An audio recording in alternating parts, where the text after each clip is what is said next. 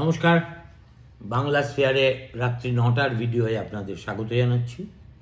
পরশুদিন আমি আপনাদের বলেছিলাম যে মন্দারমণি রহস্য নিয়ে পরে আবার বলবো, কিন্তু গতকাল এই আদানি এসে ঢুকে পড়ায় আমি আর সে কথা মাথাতেই ছিল না। তা আজকে যেহেতু কলকাতা হাইকোর্ট ওই পূর্ব মেদিনীপুরের ডিস্ট্রিক্ট ম্যাজিস্ট্রেট এর যে 140টা হোটেলকে ভেঙে ফেলার নির্দেশের উপর স্থগিতাদেশ দিয়েছে, এবং আগেই তো বলে দিয়েছিলেন মুখ্যমন্ত্রী যে বুলডোজার চলবে না। তবু একটা আইনের রক্ষা কবচ থাকলে সুবিধে হয়। সুতরাং আমি ধরে নিচ্ছি ওই 140টি হোটেল, রিসর্ট ইত্যাদিদের মালিকেরা কিছুদিনের জন্য হয়তো স্বস্তি বোধ করবেন। আমি দায়িত্ব নিয়ে বলছি, কিছুদিনের জন্য স্বস্তি বোধ করবেন। প্রথম দিন এই ধরনের মামলায় যেখানে 140টি এস্টাবলিশমেন্টের গুঁড়িয়ে দেওয়ার নির্দেশ দেওয়া হয়েছে, সেখানে একটা স্থগিতাদেশ পাওয়া খুব বড় কথা নয়। বড় কথা হলো তাদের যুক্তি, তাদের তথ্য ইত্যাদিগুলিকে সন্নিবেশ করে প্রেজেন্ট করা এবং বিশ্বাসযোগ্যভাবে আদালতে তুলে ধরা। আজকে যেটা দেখলাম, প্রথমে আশ্চর্যের বিষয় দেখলাম এই হোটেল মালিকদের হয়ে 15 জন অ্যাডভোকেট আজকে হাইকোর্টে নেমেছেন, এবং তার মধ্যে প্রথম দুটি নাম শুনলে আপনারাও একটু নড়ে চড়ে বসবেন। বিকাশ রঞ্জন ভট্টাচার্য আর তারপরেই কল্যাণ বন্দ্যোপাধ্যায়। অন্যদিকে রাজ্য সরকার, সেন্ট্রাল পলিউশন বোর্ড ইত্যাদি বিবিধ পক্ষের লোকেরাও ছিলেন। কিন্তু আসল যে লোক প্রথমে ন্যাশনাল গ্রিন ট্রাইব্যুনালে গিয়ে এ ব্যাপারে মামলাটি রুজু করেছিলেন, সেই বিষ্ণুপদ পাখিরা নামক ভদ্রলোককেই এই মামলায় ইমপ্লিড করা হয়নি, মানে পার্টি করা হয়নি। প্রথমেই অমৃতা সিনহা বলে দিয়েছেন যে এই ভদ্রলোককে পার্টি করতে হবে, এবং এই যে হোটেলিয়াররা যে রিট পিটিশনটি জমা দিয়েছেন তার কপি তাকে পৌঁছে দিতে হবে। এরপরে কি বলেছেন হোটেলদের প্রতিনিধিরা, এবং এগুলো পড়ে আমি বেশ তাজ্জব হয়ে গেছি। তাজ্জব হয়ে গেছি দুটো কারণে। একটা হচ্ছে, some of it is white lies and damned lies, R some of it is তথ্যের বিকৃতি। আজ প্রথম দিন হোটেলওয়ালাদের পক্ষ থেকে আইনজীবীরা যা বলেছেন মৌখিকভাবে, সেটা কাউন্টার করা তো অন্য পক্ষের পক্ষে সম্ভব হয়নি। ফলে সেটা আগামী দিনের শুনানির জন্য ধরা থাকবে, এটাই মনে হচ্ছে। প্রথম কথা যেটা হোটেলিয়ারদের পক্ষ থেকে বলা হয়েছে, যে পশ্চিমবঙ্গের ক্ষেত্রে সিআরজেড নোটিফিকেশন নাকি জারি করা হয়নি এ যাবৎ, এবং যেহেতু সিআরজেড নোটিফিকেশন নেই, অতএব সেটাকে ইমপ্লিমেন্ট করারও কোনো প্রশ্ন ওঠে না। একটু সময় নিয়ে আমাকে বলতে হবে, তার কারণ আমি একই সঙ্গে আপনাদের মিথ্যে কথাগুলো কোথায় সেটা বুঝিয়ে দেবার চেষ্টা করব।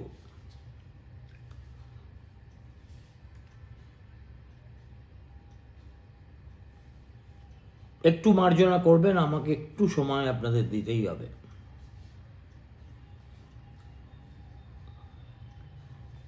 আর এই যে অর্ডারের বেসিসে প্রায় 2.5 বছর পরে সেটা কার্যকর করার জন্য পূর্ব মেদিনীপুরের জেলা শাসক উদ্যোগী হয়েছিলেন,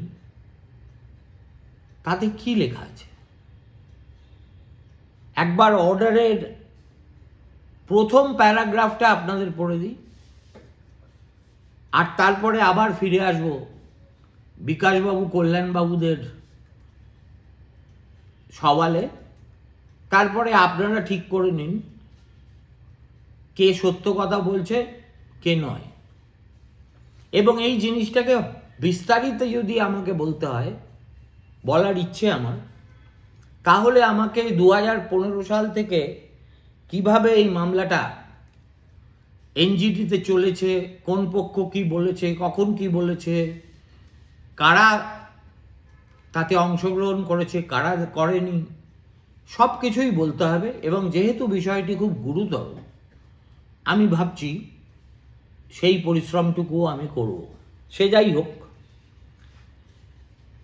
অর্ডারটা শুরুই হচ্ছে এই কথা বলে যে present case shows utter violation of law on continuous basis to the detriment of coastal and maritime ecology and environment in Digha Shankorpur coastal area in West Bengal.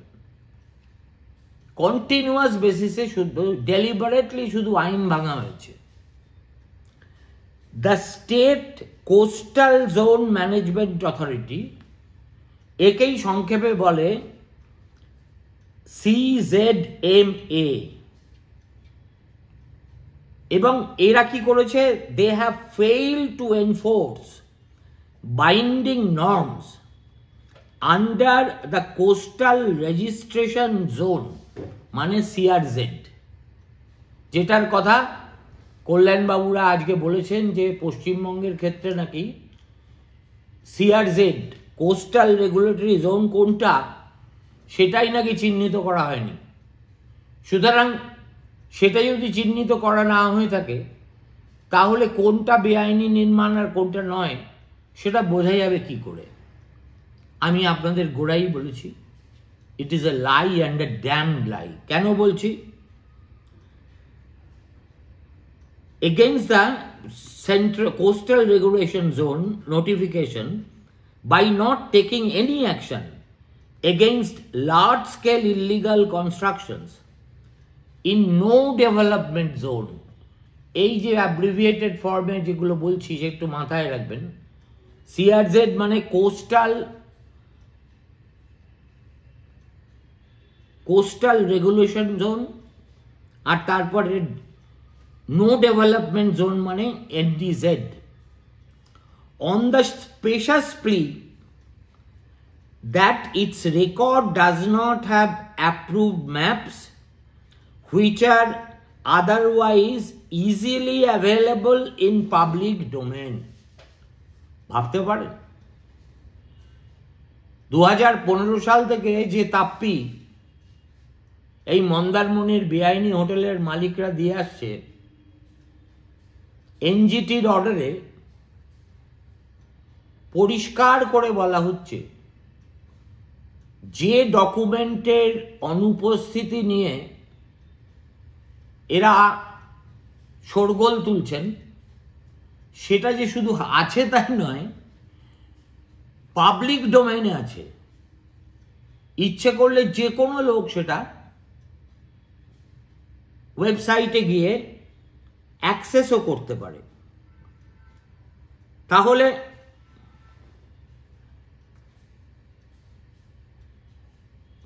further untenable excuse is that the process of revision of coastal zone management plan is yet to be completed, which cannot be a ground not to enforce the existing CZMP, Coastal Zone Management plan বলে একটা বস্তু আছে, সেটা মাঝে মাঝেই সংশোধন করা হয়।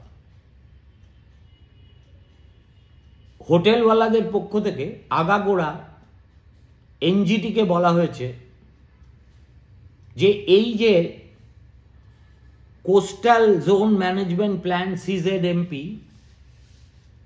এটা পশ্চিমবঙ্গে এখনো সংশোধন করা হয়নি বলে তারা এ ব্যাপারে কিছু করতে পারেননি। এনজিটি বলছে এটাও একটা লেম এক্সকিউজ। তার কারণ যদি নতুন প্ল্যান সংশোধিত হয়ে না আসে, তার মানে এই নয় যে কোনো প্ল্যান নেই, অলরেডি তো একটা প্ল্যান আছে। সেই পুরনো প্ল্যানটাই তাহলে এক্ষেত্রে বলবৎ করতে হবে।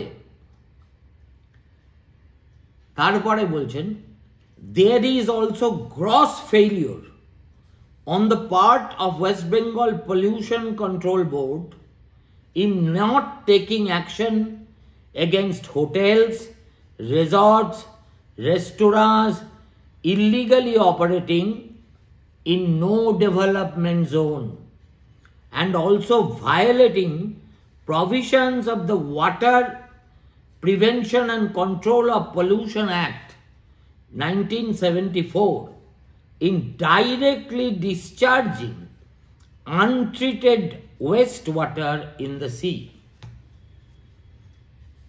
তার মানে হোটেলওয়ালারা যে যুক্তি দেখাচ্ছেন সেটা বিশুদ্ধ ঢপবাজি, এটা এনজিটির অর্ডারে পরিষ্কার করে বলে দেওয়া হয়েছে। আজকে হাইকোর্টেও সেই একই কথা, সিআরজেড নেই।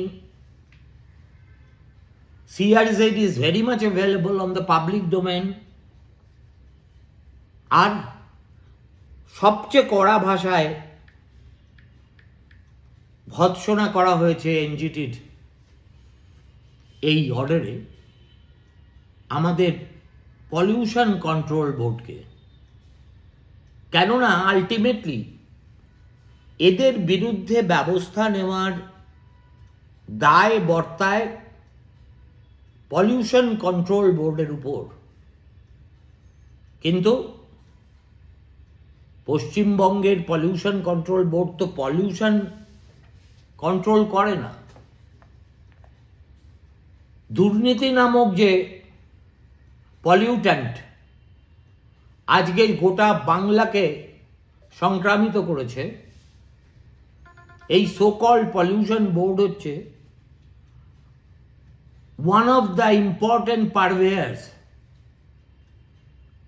Of that pollutant. আসল কাজ এরা করে না, কিন্তু এদের চেয়ারম্যান কলকাতা বিশ্ববিদ্যালয়ের পরবর্তী উপাচার্য কে হবেন সেটা ঠিক করার জন্য যে সার্চ কমিটি গঠন হয়েছে তার মাথায় গিয়ে বসেছেন। কোন অধিকারে, কোন যুক্তিতে, কোন যোগ্যতায় আমরা কেউ তা জানি না। যেটা জানি সেটা হলো একজন মহিলার চাকরির পথ সুগম করার জন্য এই বন্দোবস্ত করা হয়েছে নবান্ন থেকেই। অবশ্য সে প্রসঙ্গে এর আগে বলেছি, ভবিষ্যতে আবার বলবো। কিন্তু তাহলে এই যে প্রথম প্যারাগ্রাফেই পরিষ্কার করে বলে দেওয়া আছে, কি কি বলা আছে তাহলে, যে এই ল ভায়োলেশন চলছে on a continuous basis and with impunity. এই যে হোটেলের মালিকরা বলছে সিআরজেড এখনো পর্যন্ত ডিলিমিটেড হয়নি, কোস্টাল জোন ম্যানেজমেন্ট প্ল্যানও সংশোধিত প্ল্যানটা তাদের হাতে এসে পৌঁছয়নি, এই ওজোর আপত্তিকেও নস্যাৎ করে দিয়েছে, করে বলেছে যে আপনারা যেসব কথা বলছেন তার কোনো অর্থই হয় না। CRZ is available on the public domain, আর কোস্টাল জোন ম্যানেজমেন্ট প্ল্যান ধরে নিলাম যদি তর্কের খাতিরে সংশোধন নাও হতে পারে, হয়ে থাকে, তাহলে অলরেডি যেটা এক্সিস্ট করছিল সেটা তো পালন করতে হবে আপনাদের। আর ফাইনালি প্রথম প্যারাগ্রাফে একেবারে ধুয়ে দিয়েছেন আমাদের স্টেট কন্ট্রোল পলিউশন বোর্ডকে। এবার আসা যাক, তাহলে বুঝতে পারছেন এই যে আজকে হোটেলওয়ালাদের পক্ষ থেকে যে যুক্তি দেখানো হয়েছে আদালতে, পরের শুনানিতেই কিন্তু সেটা অসত্য হিসেবে প্রতিষ্ঠিত হয়ে যাবে। অর্থাৎ এখনো নাকি CRZ notification in case of West Bengal বাজারে নেই। তাহলে 2 নম্বর কি বলছে, যে next contention is that NGT could not have delegated its authority to adjudicate upon a committee who subsequently passed the order of demolition. তো এনজিটির নিজের যে অধিকারের সীমা সেটা তারা জানে না, একমাত্র হোটেলের মালিক এবং তাদের কৌশলীরা জানেন। আমার বক্তব্য হচ্ছে এনজিটি তো নিজে লোক পাঠিয়ে এগুলো ভাঙবে না, তারা আদেশ দেবে, যে আদেশ is binding, because NGT carries the weight of A civil court, আগের দিনই আমি বলেছি। এবং তারা কোনো আদেশ দিলে সেটা কার্যকর করবে যে এজেন্সিগুলো, নোডাল এজেন্সিগুলো, তার একটা হলো পলিউশন বোর্ড এবং দ্বিতীয় হলো ডিস্ট্রিক্ট অ্যাডমিনিস্ট্রেশন এবং 3 ওই ডিস্ট্রিক্টের যে CMPZ অর্গানাইজেশন আছে তারা। সুতরাং এনজিটি এগুলো ভেঙে ফেলার দায়িত্ব অন্য কোনো কমিটির হাতে ডেলিগেট করতে পারে না, এই ধরনের ছেঁদো যুক্তি অসার। তৃতীয়ত বলছে যে further submission is that the cause of action arose long back and as per the National Green Tribunal Act 2010, the constructions made by the members of the petitioner long back could not have been directed to be demolished at a later stage. ওজো ঠালা। তারা বলছেন যে cause of action বহুদিন আগেকার। কতদিন আগেকার? 2022 সালের মে মাসের। সেটা কি খুব বেশি দিন হয়ে গেল? আর তারপরে দেশে কি হয়েছিল? তখন গোটা দেশে কোভিড এপিডেমিক চলছে। ফলত রাজ্য প্রশাসন, পলিউশন বোর্ড কিংবা ডিস্ট্রিক্ট অ্যাডমিনিস্ট্রেশন এদের পক্ষে কিছু করা সম্ভব হয়নি। সুতরাং NGT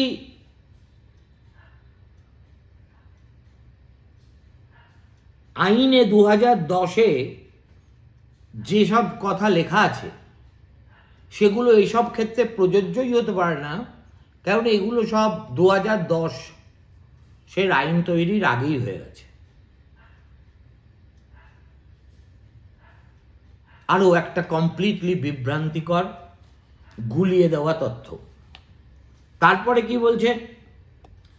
the constitution of the NGT in passing the order dated 2nd May 2022 has been challenged. একদম এনজিটির যে কনস্টিটিউশন, যে গঠন, সেটাকেই চ্যালেঞ্জ করে বসেছে। It has been submitted that any order passed by an authority constituted dehors the provision of law is liable to be set aside on the ground of coram non judice. এটা একটু খটোমটো ব্যাপার, যেটা essentially বলতে চাইছে সেটা হচ্ছে এই NGT যেভাবে গঠন করা হয়েছে সেটা ঠিক বিধিবদ্ধভাবে হয়নি। দেখুন, আমি যদি ইচ্ছে করি আমি যা খুশি তাই বলতে পারি প্রথম দিনের শুনানি, কিন্তু আমার কাছে যে তথ্য আছে, যে ডকুমেন্ট আছে, তাতে পরিষ্কার বলা হচ্ছে যে কোরাম তো ছিলই, এবং যে চারজন মিলে এই অর্ডারটা দিয়েছেন তারা কারা? প্রথমজন জাস্টিস আদর্শ কুমার গোয়েল, তিনি ছিলেন চেয়ারপারসন। তার দ্বিতীয়জন justice Sudhir Agarwal, judicial member. Justice B Amit Sthalekar, judicial member. Shaibal Dasgupta, expert member, এবং S Senthil Vel, expert member. তারপরে সুতরাং এই গঠনের মধ্যে কি বেআইনি জিনিস তারা আবিষ্কার করলেন আমার মাথায় সেটা ঢুকছে না।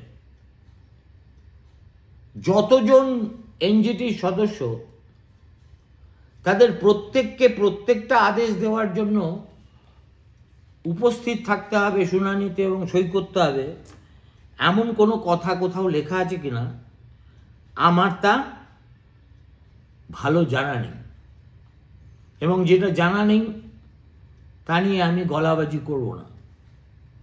কিন্তু আমি আমার মতো অনুসন্ধান করব, এবং সেই অনুসন্ধানে পরে যদি আমার মনে হয় যে এটাও একটা বিশুদ্ধ ঢপবাজি, তাহলে আপনাদের সে কথা বলবো। দেখুন, এটা দীর্ঘায়িত করতে গেলে এটাকে কয়েকটা পর্বে ভাগ করতে হবে। আজকে প্রথম পর্বটা করলাম, আর এর সঙ্গে শুধু এইটুকু জুড়ে দিলাম যে এই হোটেল মালিক বন্ধুরা মন্দারমণিতে যারা এতদিন রাজনৈতিক নেতা, জেলা প্রশাসনের কর্তা ব্যক্তিদের ঘুষ দিয়ে, মাল দিয়ে